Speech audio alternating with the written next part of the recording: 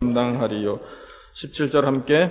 우리는 수많은 사람들처럼 하나님의 말씀을 혼잡하게 하지 아니하고 곧 순전함으로 하나님께 받은 것 같이 하나님 앞에서와 그리스도 안에서 말하노라. 아멘. 여러분, 질문을 한번 드려볼게요. 대답 한번 마음속으로 해보시면 고맙겠습니다. 여러분, 우리는 누굽니까? 우리의 정체성은 뭡니까? 이것을 제가 본당 옆에 마당에 큰 배너에 답을 적어드렸습니다. 우리는, 기억나세요? 들어오시면서 보셨을 텐데 못 보셨나요? 좀 더 크게 배너를 만들어 드려야 할까요? 우리는 주님의 자녀, 기쁨의 가족, 그 밑에 입니다 라고 적혀 있습니다. 나가시다가 보시면 됩니다. 들어오실 때마다 보시라고 배너를 붙여드렸는데 우리 잘 알고 있습니다. 우리가 주님의 자녀임을 우리는 알고 살아갑니다. 맞죠? 하나님의 자녀들입니다.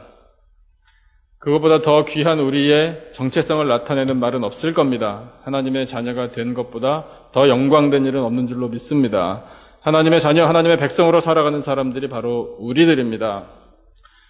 그런데 그 하나님의 자녀로서 좀 다르게, 더 멋있게, 다 멋있는 말이지만 색다르게 멋있게 표현한 본문이 오늘의 본문입니다.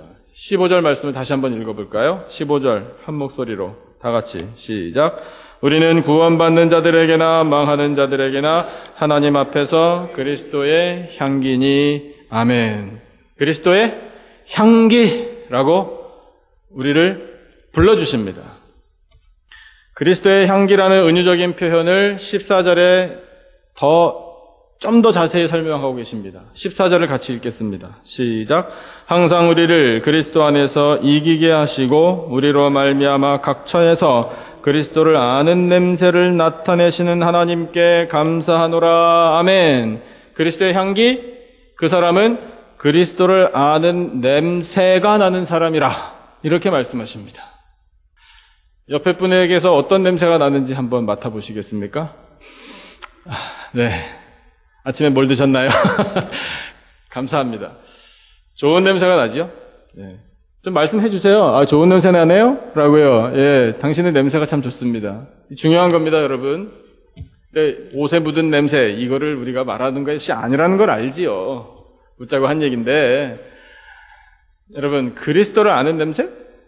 그러면 포인트가 뭡니까? 냄새가 중요한 겁니까? 물론 중요한데 그리스도를 안다라는 것이 중요합니다. 여러분, 예수 그리스도를 아시죠? 아시기를 바랍니다. 모르는데 그냥 무조건 믿어라, 말이 안 되는 거 아니겠습니까? 예수님을 아니까, 그분이 나의 구세주 되심을 알고 그분이 나의 삶의 주인 되심을 알기에 그분을 믿고 의지하며 살아가는 우리들의 믿음이 되기를 축원합니다. 여러분, 이것은 인격적인 관계를 말하는 겁니다. 내가 주님을 압니다. 주님도 나를 아십니다. 나를 얼마나 잘 아시나요? 내가 나를 아는 것보다 주님은 나를 더 잘 아십니다. 그래서 말씀하시잖아요. 머리털이 몇 개인지도 아신다고요. 여러분, 내 머리털이 몇 개인지 아시는 분 안 계실걸요, 아마? 숫자가 매일 바뀝니다. 하루에 평균 보통 사람이 80개가 빠진다고 하니까요. 머리털이 몇 개냐가 그렇게 중요하겠습니까? 우리는 그렇게 무시할 수 있습니다만, 하나님은 난 그것까지 아는데 이렇게 우리를 보고 계시다고요. 그만큼 우리를 잘 아신다고요. 우리가 예수 그리스도를 알고 또 그분을 믿고 살아가는 것이, 여러분, 그런데 시간이 많이 드는 일입니다. 부흥사경에 또 오신 강사 목사님 말씀하시고 또 금요일에 오신 그 목사님도 말씀하시는데, 여러분, 우리가 신앙을 가지고 이 삶을 이루어가는 것은 참 오랜 시간이 필요한 일이라 당장이 되지는 않습니다. 그럼 우리가 언제쯤 예수님을 제대로 알게 될까요? 죽을 때쯤? 아니요. 여러분, 우리는 평생토록 주님을 알아도 다 알지 못합니다. 하지만 그 주님을 날마다 알아가는 것이 우리의 신앙의 성장이요, 또한 기쁨을 누릴 수 있는 방법입니다. 우리가 주님을 알아가는 데만 시간이 많이 걸리는 게 아닙니다. 사람끼리도 알아가는데 시간이 많이 걸리죠. 여러분 일부 예배 때도 대답들을 자신 있게 못 하시던데 담임 목사인 저를 좀 아세요? 아시죠? 이제 알 만큼 아시죠? 여러분들은 노련하시잖아요. 이민 생활 수십 년들 되셨지 않습니까? 저는 이민 생활 이제 4년 차입니다. 4년 차도 이민자라고 할 수 있나? 라고 생각하실 법 하잖아요. 예, 그래서 저는 감히 이민자들 앞에서 저 이민한 지 얼마 됐습니다. 그 말 못 드립니다. 물론 뭐 한국 떠난 지는 오래됐지만. 그래서 예, 저처럼 이민 연조가 짧은 사람들은 이렇게 노련하신 분들에게 금방 파악이 됩니다. 여러분 저 알고 보면 되게 단순합니다. 그러니까 저 파악하는데 별로 어렵지 않으실 거예요. 저도 여러분들을 그래도 좀 알아간다고 생각하고 예, 목회를 하긴 하는데 생각해 보십시오. 부임한 지 2년 반 정도 지났거든요. 근데 일주일에 한 번만 뵙는 분들이 제법 계시죠. 더구나 일방적으로 대화합니다. 저는 선포합니다. 여러분은 설교를 듣습니다. 그게 다입니다. 그러니까 어떻게 사람을 더 속속들이 알겠습니까? 그러니까 시간이 많이 걸린다는 뜻이거든요. 인간관계에서도. 그래서 예수님을 알아가는 데에도 우리가 시간을 투자해야 됩니다. 좀 겸연쩍은 이야기지만 며칠 후에 제가 결혼 20주년입니다. 좀 살았죠? 결혼한 다음에 아이고 20년 아이고 목사님 더 살아보세요. 이제 그렇게 말씀하실 거 제가 알고 있는데 20년을 같이 산 제 아내도 제가 다 모르겠어요. 저 뒤에 앉아있지만. 그리고 여자들은 복잡해요. 왜 이렇게? 우리 남자들끼리 늘 하는 얘기입니다. 여자들은 복잡해. 예. 그래, 잘 모르겠어요. 근데 그렇게 인간관계를 통해서도 시간이 많이 걸리는데, 여러분, 전능하신 우리의 구원자 예수님을 어떻게 순식간에 알겠습니까? 그래서 우리 평생이 걸리는 작업이 바로 예수님을 알아가고 예수님을 믿고 의지하는 일임을 하나님께서 다 이해하십니다. 우리가 해야 할 일은 시간을 바치는 거예요. 투자하는 겁니다. 아까워하지 말고 주님을 알아가는 일에 우리 삶을 걸어야 합니다. 평생을요. 그런데 그렇게 삶을 걸어서 날마다 주님을 알아가면 우리에게 일어나는 변화, 이번에 부흥사경의 말씀의 주제가 변화된 삶인데 변화가 일어납니다. 그 변화가 뭐냐면 바로 냄새가 바뀐다는 겁니다. 그러면 어떤 냄새에서 어떤 냄새로 바뀌나? 예수님을 믿기 이전에는 어떤 냄새였나? 16절 말씀을 한번 같이 보시죠. 16절을 한번 같이 읽겠습니다. 시작. 이 사람에게는 사망으로부터 사망에 이르는 냄새요, 저 사람에게는 생명으로부터 생명에 이르는 냄새라. 누가 이 일을 감당하리요? 아멘. 이 말씀 해석이 여러 가지로 나올 수 있는데 오늘은 사람이 다르다, 사람의 냄새가 다르다라는 측면에서 이 말씀을 이해해 보겠습니다. 여러분, 어떤 사람에게서는 사망으로부터 사망에 이르는 냄새가 날 수 있습니다. 죽음의 그림자가 드리워져 있는 겁니다. 이것이 예수님을 알고 예수님을 믿기 이전의 모습이었습니다. 그때에도 우리는 나름대로 열심히 살았습니다. 열심히 살았지만 종착역은 죽음. 그러니까 열심히 살기는 사는데 그것을 멀리 떨어져서 관망해보면 죽으려고 사는 거예요. 결국은 다 죽어버릴 거예요. 근데 죽을 건데 열심히 살아요. 죽음을 향해서 엄청나게 빠른 속도로 가려고 합니다. 그 죽음에 가까우면 가까울수록 죽음의 냄새가 납니다. 이것이 예수님을 알기 전의 모습이었어요. 그런데 예수님을 안 다음에는 그것이 바뀝니다. 종착역이 틀려졌습니다. 종착역이 죽음이 아닙니다. 종착역은 천국, 영원한 생명, 그것으로 변화받습니다. 그래서 이제는 예수님을 알고 예수님을 믿은 다음에는 가까이 가면 갈수록 냄새가 생명의 향기로 변화되는 것입니다. 여러분, 우리들의 인생의 종착역은 영원한 생명인 줄로 믿습니다. 그렇게 변화되는 사람은 생명으로부터 생명에 이르는 냄새가 나는데 그것을 그리스도의 향기라 이렇게 표현하고 계십니다. 향기라는 단어 자체가 좋은 냄새라는 단어입니다. 영어 성경에도 나와 있습니다. 아로마라고요. 오죽하면 이 아로마, 좋은 냄새, 테라피, 치유법까지 나오겠습니까? 좋은 냄새를 맡게 해줘서 마음속에 있는 스트레스를 해소시켜주고 몸과 마음이 편안하게 해주는 그런 치료법까지 있습니다. 예수님을 알고 그 예수님을 아는 냄새를 풍기는 사람은 그 풍기는 냄새가 생명의 향기니라. 이것이 하나님의 말씀, 우리의 정체성을 선포하시는 하나님의 말씀입니다. 그래서 축원합니다. 여러분, 우리들의 이 인생에 예수 그리스도의 생명의 향기가 계속해서 풍겨나기를 축원합니다. 어떻게 예수님을 알고 그 예수님을 닮아 그리스도의 향기, 생명의 향기가 우리에게서부터 나오는가? 사도 바울을 통해 하나님께서 구체적으로 말씀하십니다. 오늘 본문 4절 말씀을 한번 같이 읽으시죠. 4절을 다 같이 한 목소리로 받들어 읽겠습니다. 시작. 내가 마음에 큰 눌림과 걱정이 있어 많은 눈물로 너희에게 썼노니 이는 너희로 근심하게 하려 한 것이 아니요 오직 내가 너희를 향하여 넘치는 사랑이 있음을 너희로 알게 하려 함이라. 아멘. 무엇으로 편지를 썼다고요? 눈물로 썼다라고 기록합니다. 여러분, 이 눈물은 사도 바울이 고린도에 있는 사람들, 성도들을 위하여 흘린 눈물인데 여기에 하나님의 마음이 담겨져 있습니다. 여러분, 어떤 사람에게 편지를 쓸 때 눈물로 편지를 쓴다? 그 심정을 이해하시죠? 어떤 마음인가? 마지막에 표현하기를 너희를 향하여 넘치는 이것이라 표현합니다. 뭡니까? 사랑입니다.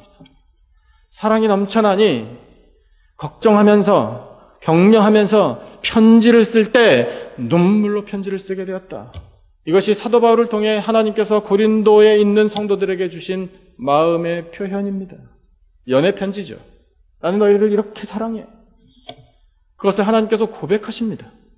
눈물로 쓴 편지에 담겨있는 이 사랑 때문에 편지를 쓰는데 그렇게 눈물로 사랑으로 편지를 쓰게 된 것은 바로 예수 그리스도를 알기 때문이라. 이 원리입니다. 여러분, 우리가 예수님을 알게 되면 우리의 마음에 사랑이 넘쳐납니다. 사랑이 넘쳐남으로 사랑의 냄새가 납니다. 그 사랑의 냄새가 향기가 되어 주변 사람들에게 사랑이 전파됩니다. 우리에게 이 사랑이 회복되기를 축원합니다. 사랑뿐만이 아니라 또 하나 있습니다.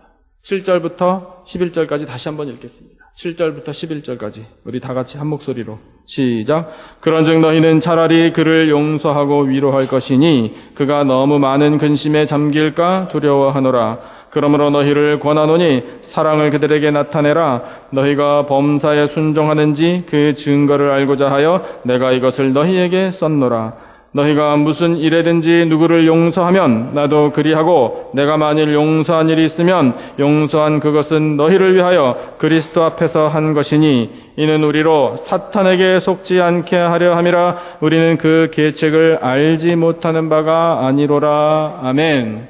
사랑을 회복하고 사랑으로 다른 사람을 용납하고 품어줄 때 이것을 기억하라. 그를 용서하라. 사랑과 용서는 함께 가는 것이다. 이것을 하나님께서 우리에게 말씀하십니다. 그 용서를 행하는 것은 사람 앞에서 하는 것이 아니라 그리스도 앞에서 하는 것이다. 여러분, 우리에게는 기본적으로 용서할 수 있는 심성이 없습니다. 왜냐? 우리는 원죄를 가지고 태어나기 때문에 용서할 수 없습니다. 내 눈에 흙이 들어가기 전에는 절대로 용서 안 하는 것이 우리의 기본 심성입니다. 본성이라고요. 그러면 어떻게 할 겁니까? 그런데 말씀은 우리대로 용서를 하래요. 그 방법이 어디 있겠습니까? 내 능력 가지고는, 내 아량 가지고는 안 되는걸요. 그러니까 기도하는 겁니다. 하나님, 저에게 용서의 능력이 없는 줄 아시지요? 그러니 저에게 용서의 능력을 주십시오. 예수 그리스도 그분의 심장을 나에게 이식시켜 주십시오. 예수님의 마음을 나에게 허락해 주십시오. 그래서 용서할 수 있게 해 주십시오. 그리스도 앞에서 용서를 하라? 그건 뭐냐면, 야, 맡겨. 주님 앞에 맡기라. 이 뜻입니다. 나의 아량으로, 나의 인격으로 용서하는 거 아닙니다. 그냥 주님께 맡깁니다. 저는 이것을 못 잊겠습니다. 저는 해결 못합니다. 제 안에서는 이것이 안 풀어집니다. 그러니 주님께서 맡아서 해주십시오. 제 심령도, 그 사람의 심령도 주님께 다 맡겨드립니다. 여러분, 이것이 용서입니다. 그러니까 용서의 능력을 받아야 합니다. 받아서 용서를 선포하는 것이 우리가 해야 할 일입니다. 그 모든 마무리는 누가 해주시나? 주님께서 다 해주시는 겁니다. 여러분, 그렇게 사랑하고 용서를 회복할 때에, 그럴 때 일어나는 일이 뭐냐? 우리에게서 그리스도의 냄새가 드디어 나는 겁니다. 그것이 그리스도의 향기입니다. 사랑하지도 않고 용서하지도 않는데 그리스도의 향기를 내뿜는다? 그건 말이 안 되는 거죠. 이건 자연스럽게 나오는 겁니다. 냄새 좋게 해야지. 그래서 될 일이 아니라 우리에게 이 주님의 사랑과 그 주님의 용서의 마음이 회복되고 충만해지면 자연스럽게 주변의 사람들이 그리스도의 냄새를 나를 통해 맡게 된다고요. 그것이 원리입니다. 그 용서와 사랑을 회복하는 것, 그래서 그리스도의 향기로 우리가 점점 성숙해 가는 것, 그것이 또 하나의 효과가 있는 것인데, 그게 뭐냐면 사탄의 계책, 이것을 물리치는 겁니다. 그러면 내가 사랑하지 못하고 용서하지 못한다는 건 사탄의 계책에 넘어가는 것을 말합니다. 사탄의 계책이 뭔가요? 우리 신앙의 수준을 떨어뜨리는 겁니다. 그리고 우리와 하나님과의 관계를 단절시키는 것이 사탄이 하는 일입니다.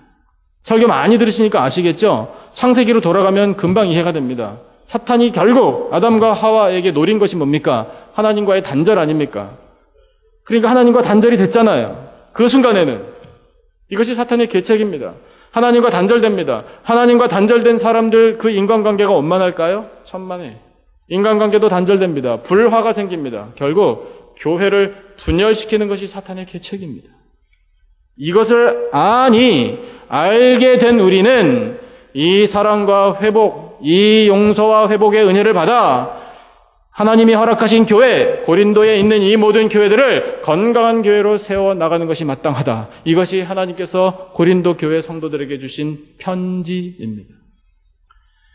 열왕기상 말씀을 잠깐 보실까요? 구약의 열왕기상 3장 말씀 한번 잠깐 보겠습니다.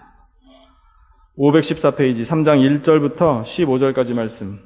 열왕기상 3장 1절부터 15절. 오늘 말씀을 여기 열왕기상 찾은 다음에 요한복음 12장 이렇게 두 군데만 좀 참조해서 찾아서 함께 읽고 은혜를 더 나눴으면 좋겠습니다. 열왕기상 3장 1절부터 15절까지. 죄송합니다. 16절부터입니다. 16절부터 28절까지. 16절부터 28절까지. 제가 한 절, 여러분이 한 절 번갈아 가면서 16절을 제가 먼저 읽겠습니다. 그때에 창기 두 여자가 왕에게 와서 그 앞에 서며 한 여자는 말하되 내 주여 나와 이 여자가 한 집에서 사는데 내가 그와 함께 집에 있으며 해산하였더니 내가 해산한 지 사흘 만에 이 여자도 해산하고 우리가 함께 있었고 우리 둘 외에는 집에 다른 사람이 없었나이다. 그런데 밤에 저 여자가 그의 아들 위에 누움으로 그의 아들이 죽으니 그가 밤중에 일어나서 이 여종 내가 잠든 사이에 내 아들을 내 곁에서 가져다가 자기의 품에 누이고 자기의 죽은 아들을 내 품에 뉘었나이다. 아침에 내가 자세히 보니 내가 낳은 아들이 아니더이다 하매 다른 여자는 이르되 아니라 산 것은 내 아들이요 죽은 것은 내 아들이라 하고 이 여자는 이르되 아니라 죽은 것이 내 아들이요 산 것이 내 아들이라 하며 왕 앞에서 그와 같이 쟁론하는지라. 왕이 이르되 이 여자는 말하기를 산 것은 내 아들이요 죽은 것은 내 아들이라 하고 저 여자는 말하기를 아니라 죽은 것이 내 아들이요 산 것이 내 아들이라 하는도다 하고 또 이르되 칼을 내게로 가져오라 하니 칼을 왕 앞으로 가져온지라. 왕이 이르되 사나이를 둘로 나누어 반은 이 여자에게 주고 반은 저 여자에게 주라. 그 산 아들의 어머니 되는 여자가 그 아들을 위하여 마음이 불붙는 것 같아서 왕께 아뢰어 청하건대 내 주여 산 아이를 그에게 주시고 아무쪼록 죽이지 마옵소서 하되 다른 여자는 말하기를 내 것도 되게 말고 내 것도 되게 말고 나누게 하라 하는지라. 왕이 대답하여 이르되 산 아이를 저 여자에게 주고 결코 죽이지 말라. 저가 그의 어머니이니라 하매 28절 함께 온 이스라엘 왕이 심리하여 판결함을 듣고 왕을 두려워하였으니 이는 하나님의 지혜가 그의 속에 있어 판결함을 봄이더라. 아멘. 솔로몬이 왕이 되어서 나라를 다스릴 때 성전을 아직 짓지 못한 상황입니다. 산당에 가서 1천 번제를 드렸습니다. 그 과정 중에 하나님께서 밤에 꿈에 나타나셔서 솔로몬에게 먼저 말씀하셨습니다. 내가 내게 무엇을 줄고 내게 구하라. 이렇게 하나님께서 먼저 말씀을 하셨을 때 솔로몬이 이것을 구했습니다. 듣는 마음을 주셔서 주의 백성들을 잘 재판할 수 있게 해주십시오. 그랬더니 그 솔로몬의 요구, 그것을 들으시는 하나님께서 마음에 들어 이렇게 표현하셨습니다. 그래서 그 듣는 마음, 그 재판을 공의롭게 할 수 있는 듣는 마음을 하나님의 지혜라 이렇게 말씀하시고 지혜를 부어주셨습니다. 그 지혜의 선물을 받자마자 나오는 이야기가 이 유명한 솔로몬의 재판 이야기입니다. 그래서 이 이야기의 주제는 하나님의 지혜를 받은 솔로몬 왕이 참 선하게 백성들의 말을 잘 듣고 그들에게 선한 재판을 공의롭게 잘 했다. 이것이 주제인데 여기에 등장하는 두 여인을 한번 보죠. 여러분, 한 장소에 있습니다. 한 사건에 두 사람이 있습니다. 같은 장소에 같은 사건에 두 사람이 개입되어 있는데 한 사람에게서는 사망의 냄새가 또 다른 한 사람에게서는 생명의 냄새가 나옵니다. 사망의 냄새를 풍긴 사람이 누구죠? 이 아이를 칼로 나누어 주십시오. 그런데 뭐라고 표현했냐면 내 것도 되게 말고 내 것도 되게 말게 나누게 하라. 이렇게 말합니다. 여러분, 얼마나 인간이 사악한지 우리가 이 본문을 읽으면서 이야, 진짜 여자 지독하네. 이렇게 표현하기 쉽죠.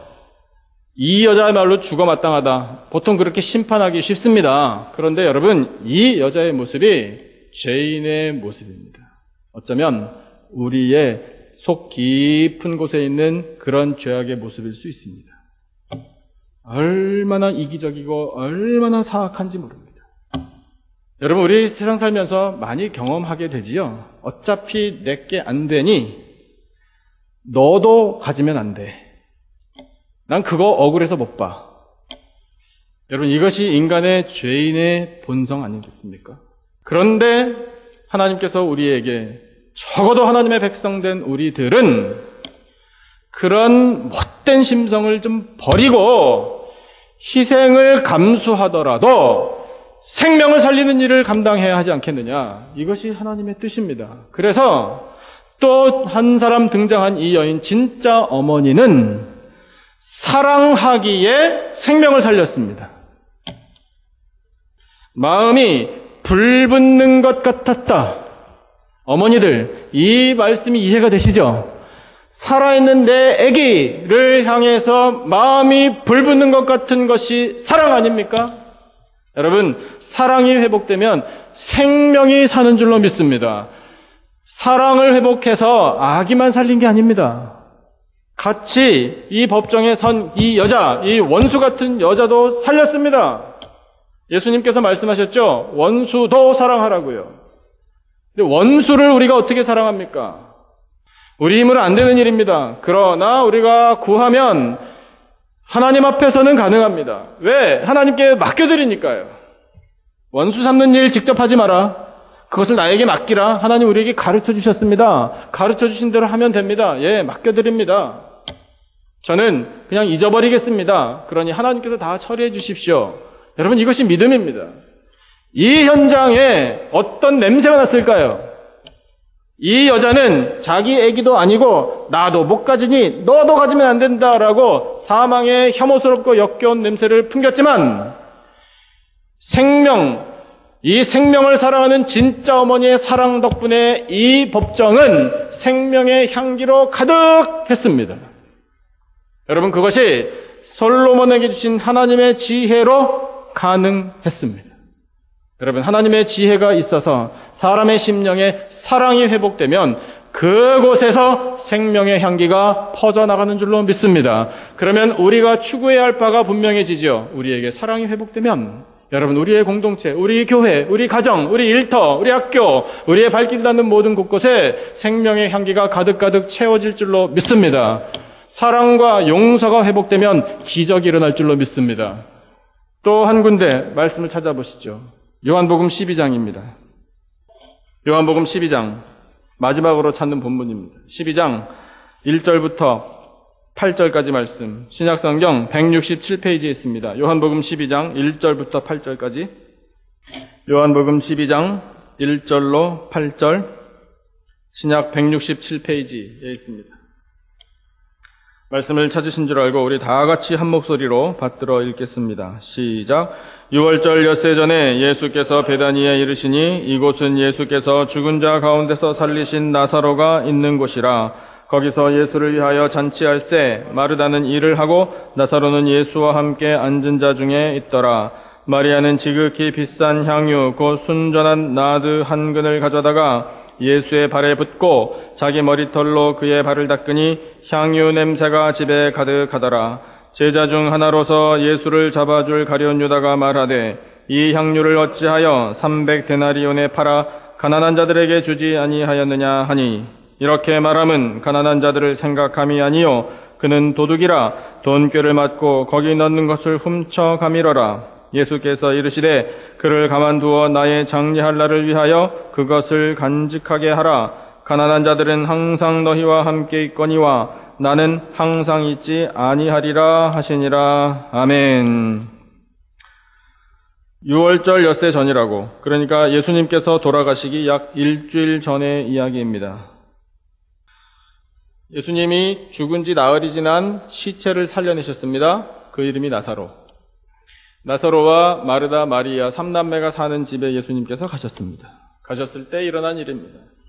마리아가 뭘 했나요? 3절에 보니까 지극히 비싼 향유 곧 순전한 나드 한 근을 가져다가 예수님의 발에 붓고 자기 머리털로 그의 발을 닦아드렸습니다. 여러 번 이 본문으로 설교를 들으셨겠지만 마리아가 향유를 바쳤다는 건 자기 결혼을 위해서 어려서부터 쭉 준비해온, 처녀로서는 그 당시에 최고의 재산 가치가 있는 것을 한순간에 쏟아부은 겁니다. 그러면 쏟아붓는 그 순간에 무언의 메시지는 뭐냐면 저는 시집 못 가도 좋습니다. 이겁니다. 그러면 그 메시지는 무엇을 의미합니까? 제 인생 전부를 예수님께 걸었습니다. 이걸 말하는 겁니다. 여러분, 그렇게 결단할 수 있기를 축원합니다. 내 인생 전부를 예수님께 맡길 때 이걸 다 바치고 나면 어떡하지? 라는 걱정이 있으면 우리의 믿음이 아직은 부족한 겁니다. 여러분, 하나님께서는 우리의 중심을 보신다고 그랬죠? 우리 중심에 계산하고 있는 것까지 다 보십니다. 내 것 쓸 거 남겨놓고요. 이것을 하나님께서 모르실까 봐요? 다 아십니다.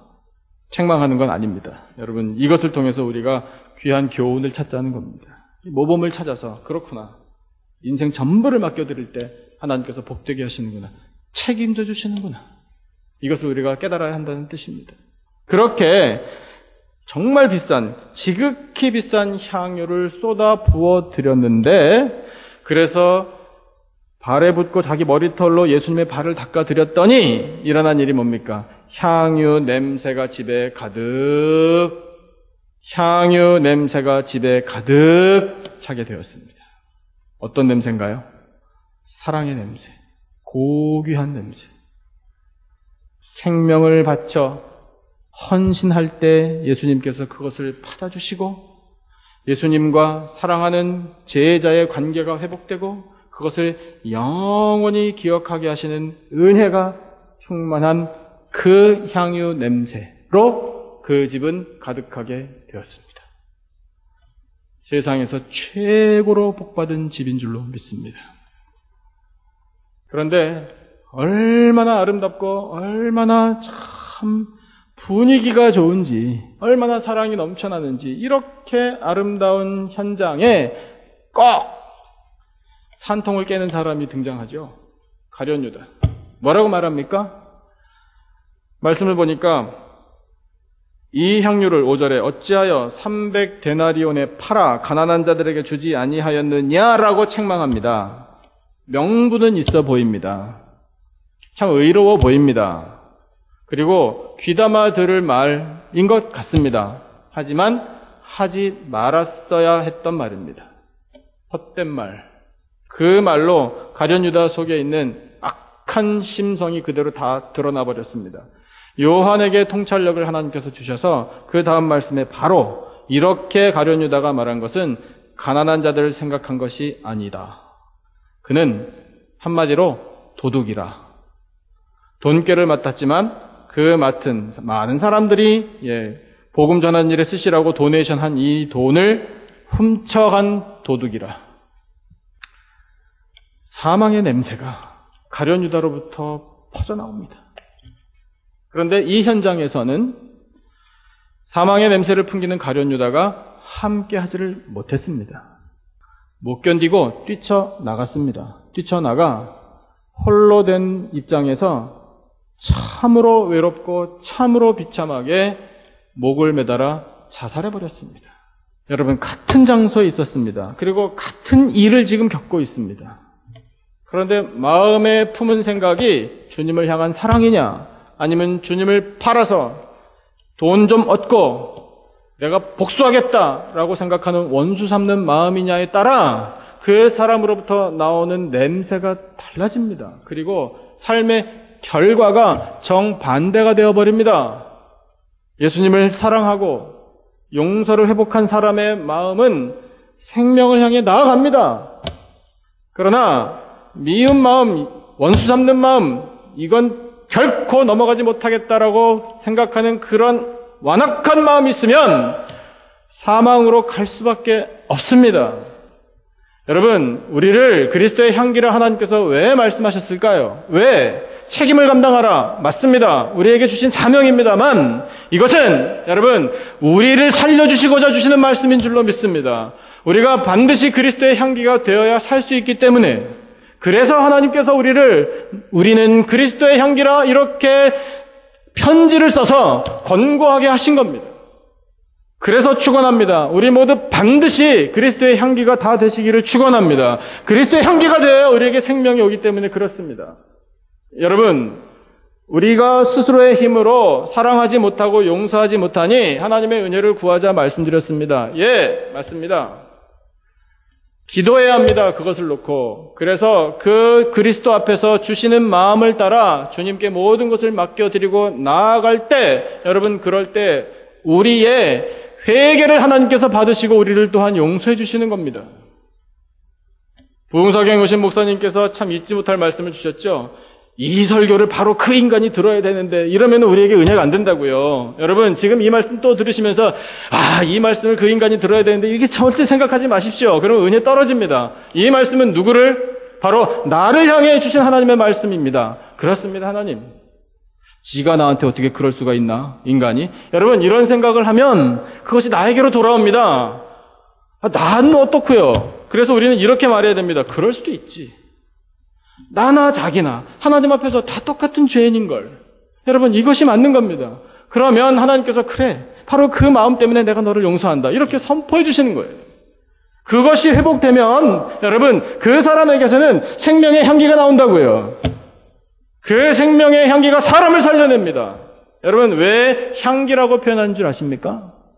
사망의 냄새, 역겨운 냄새, 혐오스러운 냄새를 풍기는 사람과 생명의 향기를 풍기는 사람의 큰 차이점이 있습니다.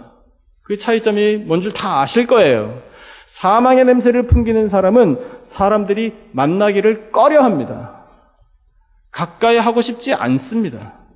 그러니까 누가 좀 만납시다라고 전화 한 통 안 오신다면 스스로를 생각해 봐야 됩니다. 나에게서 좀 나쁜 냄새가 나나? 이렇게요.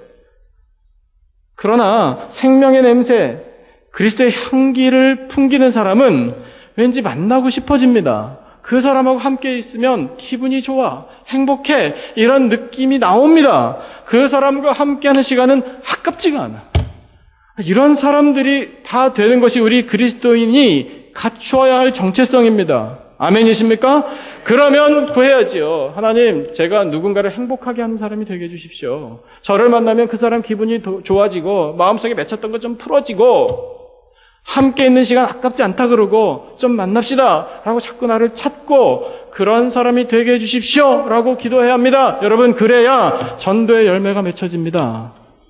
축복합니다. 우리 모든 인생이 꼭 그렇게 그리스도의 생명의 향기를 전파하는 인생들이 되시기를 축원합니다. 우리의 가정에, 우리의 삶의 모든 터전에, 특별히 우리 교회에 예수 그리스도의 생명의 향기가 가득가득 넘쳐나기를 축원합니다. 그런 교회를 다 같이 만들어가는 저와 여러분의 복되고 아름다운 인생 되기를 주님의 이름으로 축원합니다.